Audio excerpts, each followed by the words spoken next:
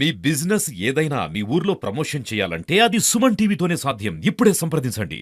తెలంగాణ రాష్ట్రము ఆవిర్భవించి 10 సంవత్సరాల పైచిలుకు జరిగింది. నిన్నటి పద్మ అవార్డులతో ముఖ్యమంత్రి రేవంత్ రెడ్డి గారి సిఫార్సులను లెక్క చేయకుండా అన్ని రాష్ట్రాలకు ఇంపార్టెన్స్ ఇస్తూ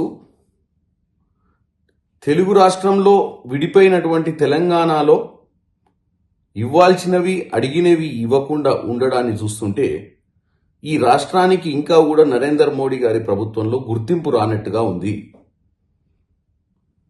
8 మంది ఎంపీలైర్రు, 2 క్యాబినెట్ మినిస్టర్లు రిప్రజెంట్ చేస్తున్నటువంటి రాష్ట్రానికి పద్మ అవార్డులు ఇవ్వకపోవడము మనం ఆలోచించాల్సిన విషయము.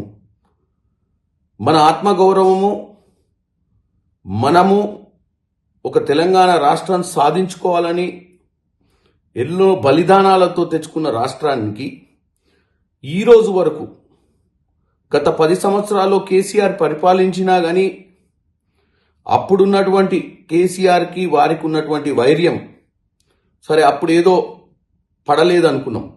ఇప్పుడు మేము అన్ని విధాలుగా వారికి ఇవ్వాల్సినటువంటి ప్రాముఖ్యత ఇస్తూ మనం సిఫార్సులు చేసినవి కూడా పట్టించుకోకపోవడాన్ని మాత్రం డెఫినెట్గా తప్పుపడుతున్నాం.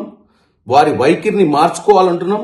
రానున్న బడ్జెట్లో కూడా తెలంగాణ అనే ఒక రాష్ట్రం ఉంది. తెలంగాణ అనే రాష్ట్రానికి విభజన హామీలు ఉన్నాయి. తెలంగాణ రాష్ట్ర ప్రజలు ట్యాక్సులు కడుతున్నారు. తెలంగాణ రాష్ట్రం ఈరోజు భారతదేశంలో అన్ని రాష్ట్రాల కంటే మెరుగైనటువంటి టాక్సేషన్ సిస్టంతో సెంట్రల్ గవర్నమెంట్కి రావాల్సిన వాటా ఎక్కువ శాతం తెలంగాణ నుంచి పోతుంది. మాకు రిటర్న్ రావాల్సింది కూడా ఉంది. కాబట్టి నేను ఇక్కడ ఉన్నటువంటి 8 మంది ఎంపీలను, 2 క్యాబినెట్ మినిస్టర్లను నరేంద్ర మోడీ గారిని విన్నపించుకుంటున్నా. తెలంగాణను గుర్తించాలి, తెలంగాణ ఆత్మ గౌరవం గురించి ఆలోచించాలని కోరుకుంటున్నాను.